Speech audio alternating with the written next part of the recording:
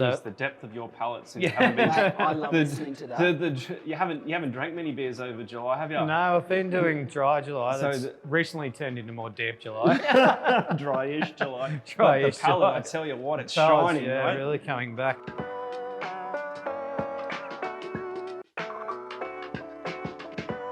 Hi guys, and welcome to another beer with the brewer. Matty, how are we today? Fantastic, mate. Good to be Yes. here with you. Oh, always, always. And a very, very special guest, our fantastic designer, Matt Vergotis. How are you, buddy? I'm good, thanks, mate. Thanks for making the trip up. Yeah, no, not a problem. Love to come here and hang out with you boys. That's basically the highlight of the week. And guess what? You don't have to do a shout out to me this week. I know. No, I know. in We've got person. you That's here. awesome. Yep. We can go through it. So we've got Verg on today. We'll go through a little bit of design side of things. But first of all, as we always do, we'll crack the beer. Yes. We'll have a sip and we'll go through how Matty actually comes up with these bits and pieces. Oh, don't you love that sound? I tell you what, if you could visually capture that sound, you're onto a winner. Oh yeah, 100%. Actually, that's I've got to start thinking. I think about you how could I do that, mate. If visually anyone capture can a do it, sound. you're the man. You can do it. Well, I did the synesthesia thing. You still can't say it properly. Yeah. It gets easier with the more you drink as well. Oh, it's the RIS, the IS that you gave me before that sort of made that a little tricky. Yes. Cheers, boys. All right, cheers. Here we go. Cheers. Look at those cheers. brewers. Nice, balls. Yeah, nice I know. foam on that, Matty. Absolutely. Oh, that wow. is- That's delicious. That is delicious. That's quite juicy, Mm. isn't it? Yeah, Very so this juicy. one, Cashmere DDH double dry hopped SHIPA single hop IPA. It's one of our kind of single hop series. It that we is. usually do. We haven't done one of these, I think, since we did the Eclipse at the end of last year. So it's been a little while. Jesus, was that all that time ago? Yeah. Far out. That was another banger. That was Love that one. sensational. That So the was. idea is that we showcase mostly a new hop Mhm. or interesting. Cashmere has been around, I reckon, in Australia for maybe 3 or 4 seasons. So it's an Australian hop? No, it's an American American hop. So it's from Yakima and that sort of area, the Pacific Northwest. Mhm. Northwest, yes, of America, where all the hops are grown. Yep. Sort of come onto the scene. We've used it once or twice, I think, in hazy IPAs and another beer we used it in. But when it's sort of with other hops, it gets lost a little bit. So now it's time to shine on its own. Yeah, nice. So normally, yeah, the base beer is normally pretty much the same. This one's a little bit higher in OBV, 6.9, normally around 6.5. And then we just layer it with the hops. Depending on the hop and its alpha acids, we use it a little bit differently. Yep. We mentioned with the Eclipse being an Australian hop, it's quite high in alpha acids. Yeah. That's a component that makes the beer bitter, basically. Really high oil content, which is where you get the flavor and aroma from. This one is a little bit milder in terms of alpha acid, and I think the oil's a little bit lower as well. So Yeah. in taste, the profile of the beer is pretty soft. Yeah, definitely. I was going to say Quite that. approachable. It doesn't have that sort of big bitterness kick that the Eclipse or other beers It doesn't may really have. need that as well either to balance it out. It's quite, No, it doesn't. quite approachable as well on the palate. I think it's, yeah. I haven't actually drunk a lot of it. We only canned this last week. Yeah, I think like one of the things that stood out with the previous one, the Eclipse, was it's just like massive mandarin kind of really sweet candied kind of flavors that come through it, but it did have that higher up acid and bitterness factor to it, so it really kind of it worked really well across the palate. And this one is, like you said, it's really like it's quite soft. It's very approachable. I think on the in palate. terms of its aroma profile, there's definitely some fruit in there, like most of these American hops have. The tropical fruit, bit of pineapple, maybe a bit of lychee or something in there. Yeah. And then I pick up in the background a fair bit of spice. It's also, I picked a bit of black tea coming through. Okay. And then maybe like a little bit of like woodiness as well. Jeez, the depth of your palate since Yeah. you haven't been. Mate, I love listening to that. You haven't drank many beers over July, have you? No, I've been doing dry July. So That's recently turned into more damp July. Dry-ish July. Dry-ish But the palate, July. I tell you what, it's Palates, shining, yeah, right? really coming back. But I was saying to the boys in the brewery last week, when you use it with other hops, it tends to be the strong characteristics that shine through. Yep. Because of the other hops in there.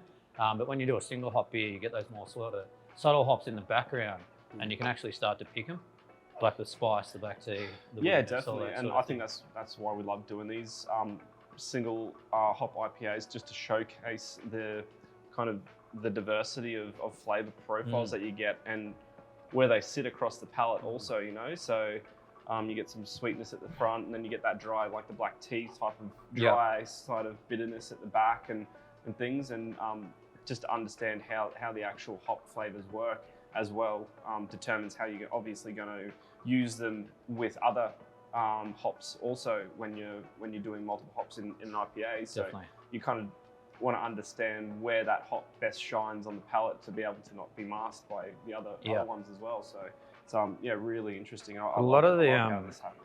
Single hop beers we've made, those hops now feature in some of our regular beers. Yeah. Like the Sunset Haze. Yeah, the hazy. That's got a couple in there. Strata and Idaho 7 we've done single hop beers with. Strata is a cracker. Reveler, we've done Enigma. What else has that got in it? It's got Strata in it. That's got Strata and something else. Can't remember off the top of my head. But 2 or 3 of those hops we've done. And now the XPA features Eclipse. Yep. So that's an Australian pale. Yep. Yeah, so it's good to use these hops and then see where they can fit into your lineup, which is pretty cool, I reckon.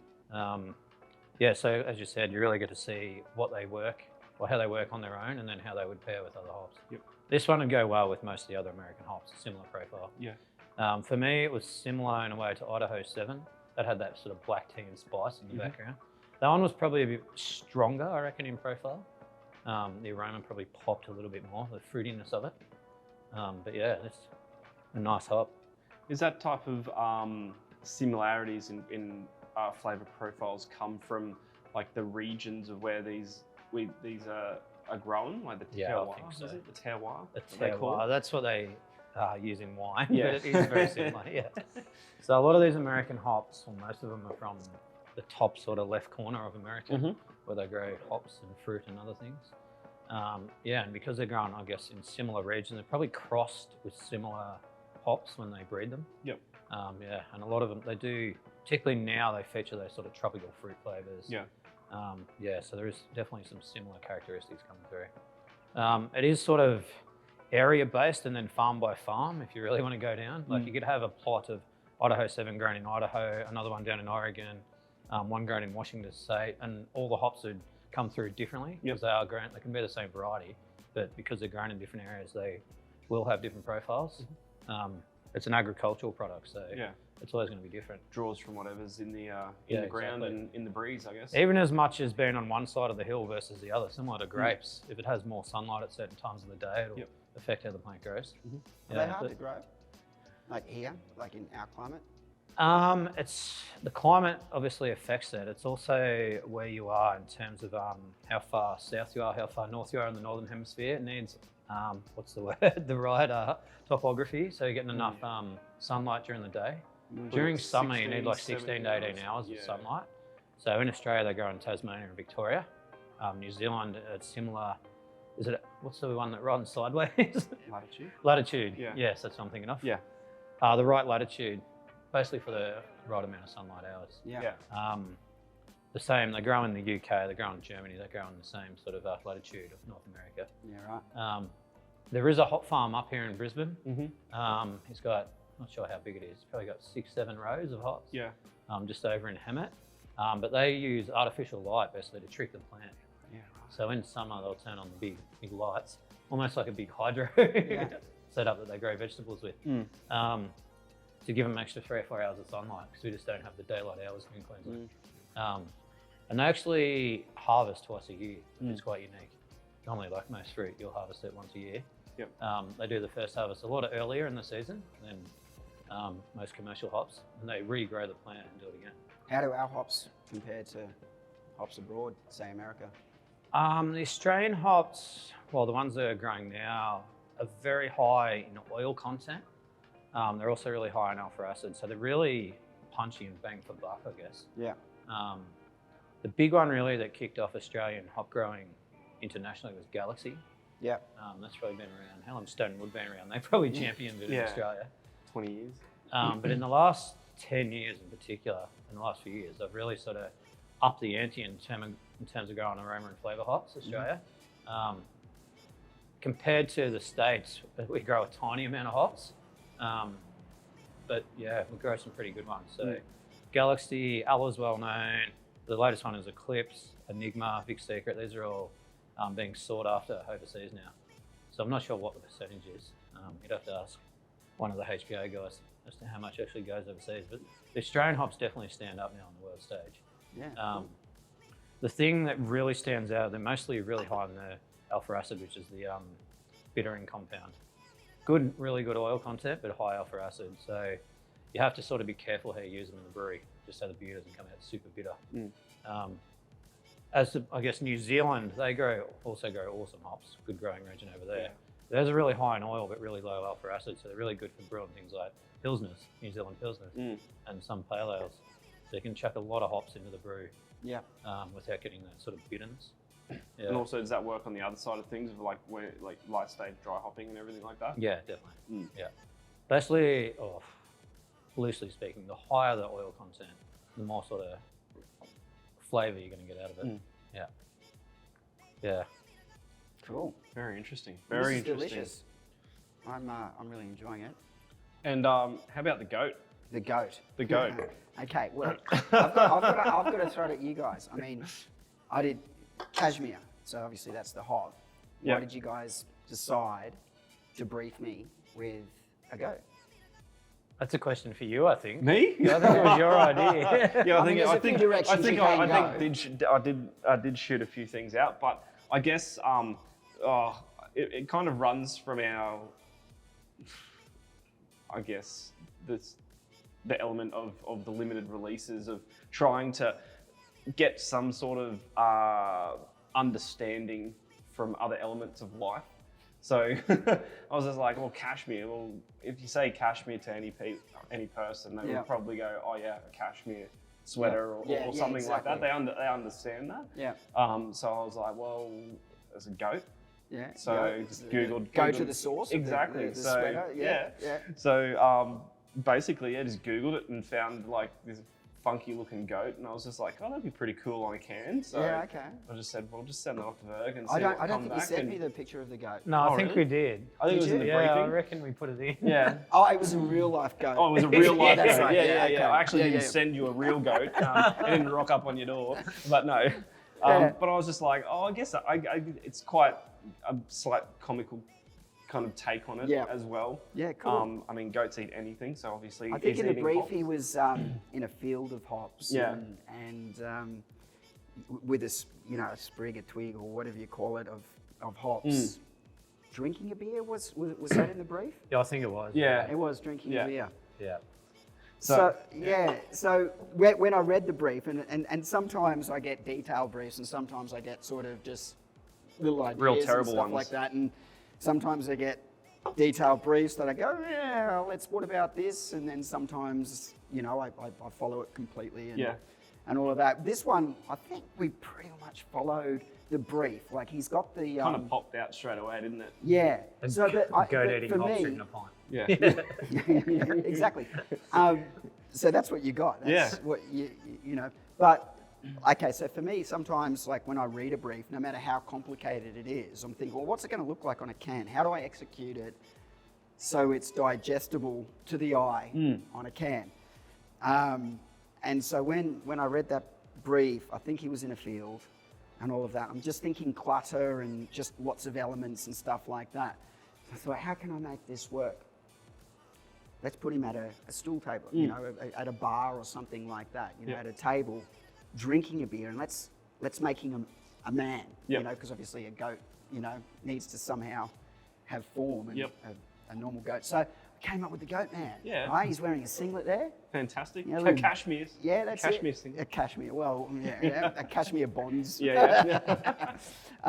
Singlet. And look, you know what, Jay, God love him, he really likes my rough illustrative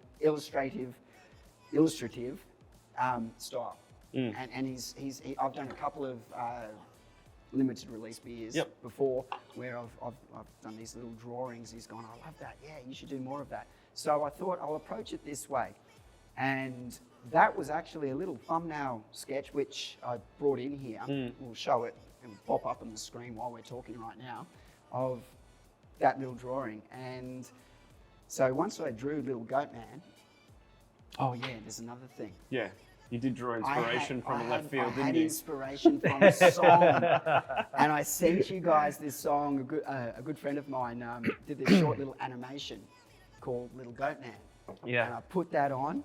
And when you guys sent me the brief, I then forwarded it out to you guys, and I think you guys had it in your head, stuck in your head. Oh yeah, it was. Yeah, we'll put it up. We'll put it up there. We'll throw it up on the Instagram feed or something like that, so you can click through and have a look. His mother was a mum. It's very alternative, but it's absolutely fantastic. It's hilarious. Yeah. His mother was a mum and his father was a goat. Yes. Little goat man. Anyway, so I started illustrating this goat man, and it's a really rough thumbnail style, but I think that's what adds the charm to it. Yeah. It's not like refined to sort of vector perfection or anything like that. And then I had to, work out a way to put the type on there, work out the typography and stuff like that. And so I specialize in lettering, typeface design, and font creation. And often if I'm doing something that's not calligraphy, it's lettering, which is illustrating strokes.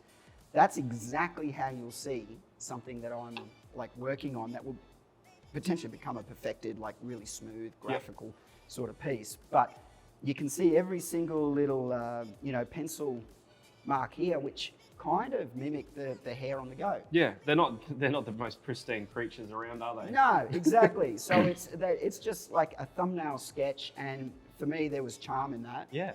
And I thought, okay, I'll colorize it. And I'll send it to the boys and see what they think. And knowing that Jay likes my illustration, label designs, I thought, see how it goes. Yeah. And I don't know. What did you think, boys? Oh, I think we loved it. It's on a can, so we really liked it. So I guess obviously the brief was probably more directive than what we usually give you as well. Yeah. So yeah, just to turn that type of into this and give it to your own flair and then character in itself, and get it to stand alone on the can. Yeah. We just was like, that's kind of perfect. Like Yeah. it does what it is meant to do. Yeah. You know? It's always interesting when we give you a brief to see what comes back. out, yeah. Like, how's he going to interpret this? Yeah. Yeah.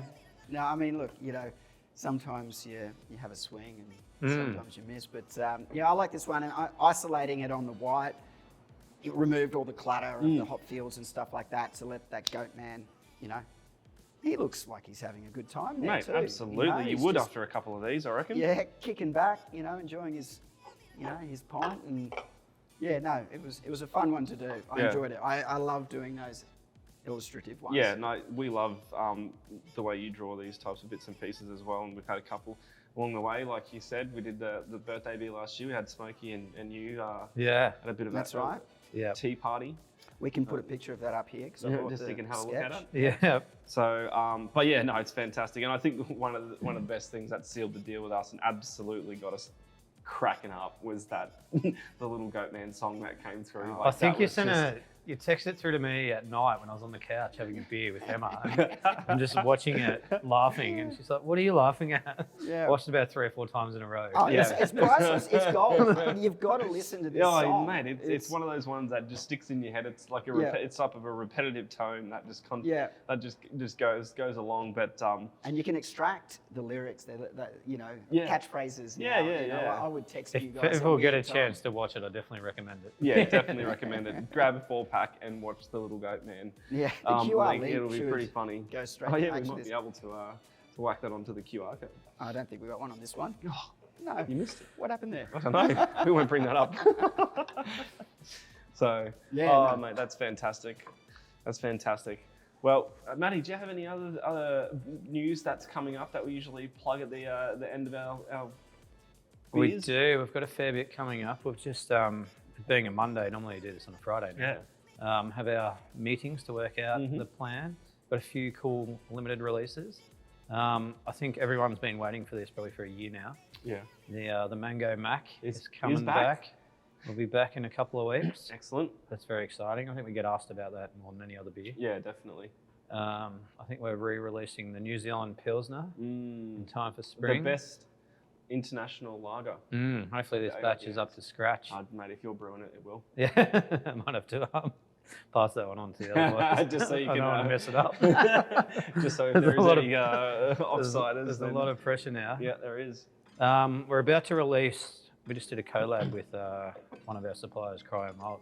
So I've done a Cryo Hazy IPA. That's interesting. Using Cryo hops. Yep. So that's going to drop on International Beer Day, which is August the 5th. August the 5th, right, okay. Got a cracking design for that one. Yeah, that looks pretty cool. Yeah.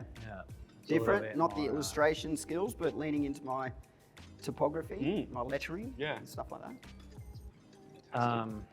Also on the same day, it's a bit later in the year, but we've got the Smidge collab coming out. So this year we've put together a red IPA and put 50 odd litres of musket into it, 2018 musket, which is delicious. I'm really interested to taste that. Yeah. I've been trying a little snippet of musket here and there over the last week since it come up, just to make sure it tastes all right.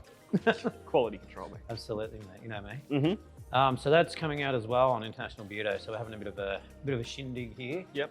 We've done a few collabs lately. Those two also with a couple of breweries. We had the Blackman's Imperial Pacific Ale, which we got on tap now. Yep. We've got the Big Shed Hopsy IPA. Yep. When's that coming out? That should be out. I'm not sure when this goes there, but it should be here this week. It's already out in South Australia. Right. That one as well, that was pretty interesting. After doing the NAMX with them last year, we sort of talked about what we can do again. And then HBA wanted to get involved in the collab, so they've given us some sort of new age hop products. Yep.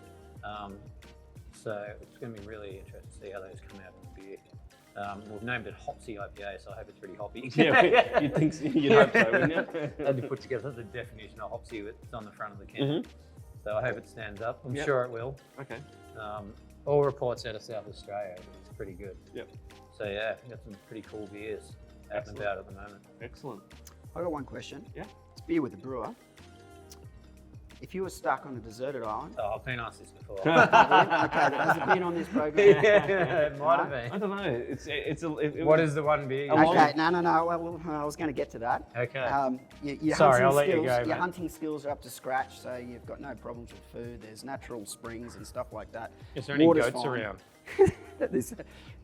Goat man. No, no goat man.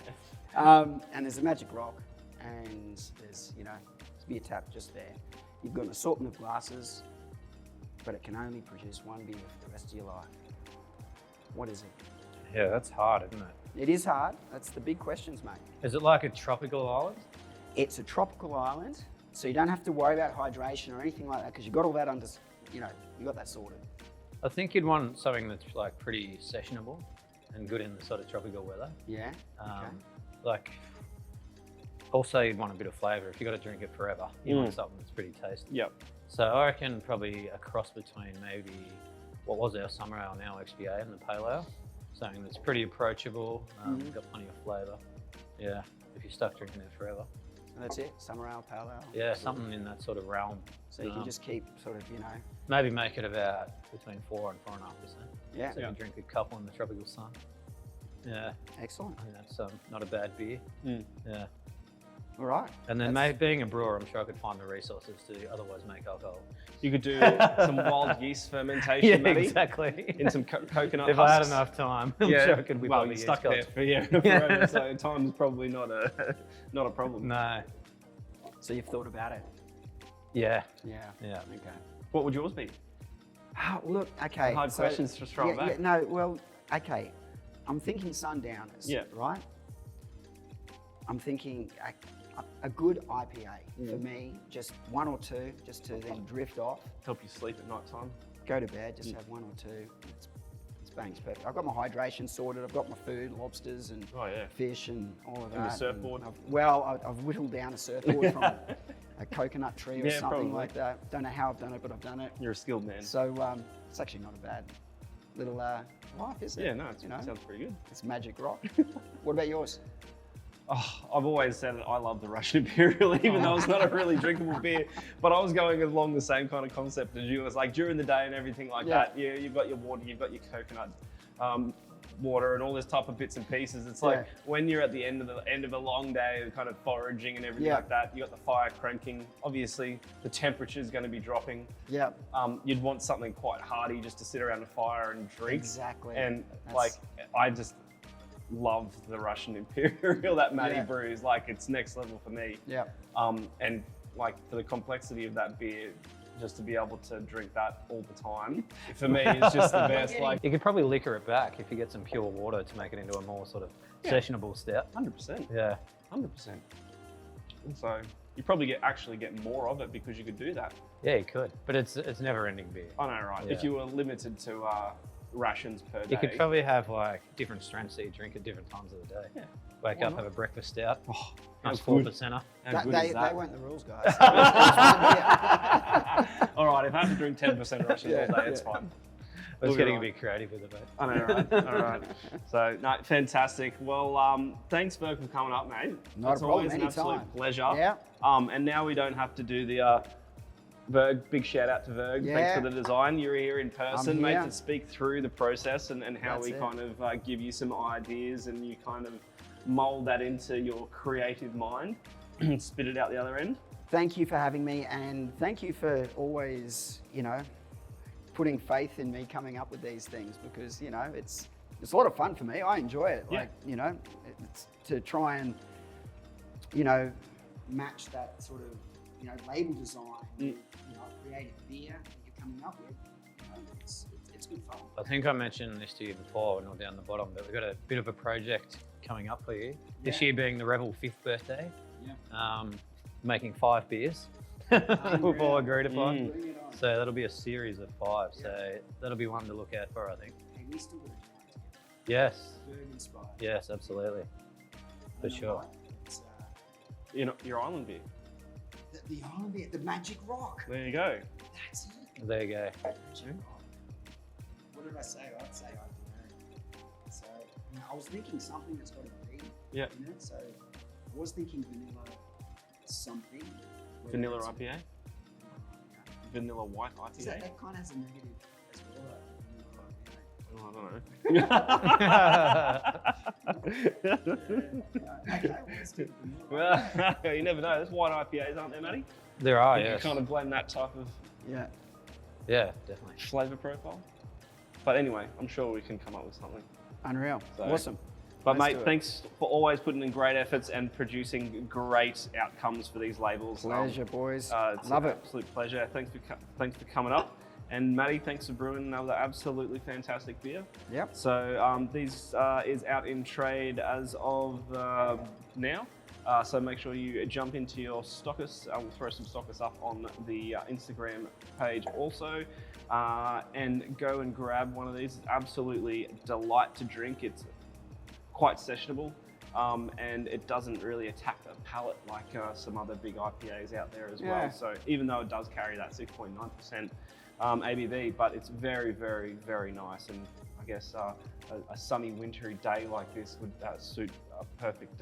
Pop on Perfect little drink. goat man on the couch. Oh, mate, and just drift away. Have one of these. Just drift Perfect. away. And listen to the song. That's Yeah. it. That's it. You got to listen to it about 2 or 3 times just to kind of stop laughing at certain Yeah. positions and then just really understand the whole thing. So again, cheers, boys. Cheers. Thank you very Just much. Enough there. And yeah, join us next time on A Beer with the Brewer. Thanks, guys. Cheers. Cheers.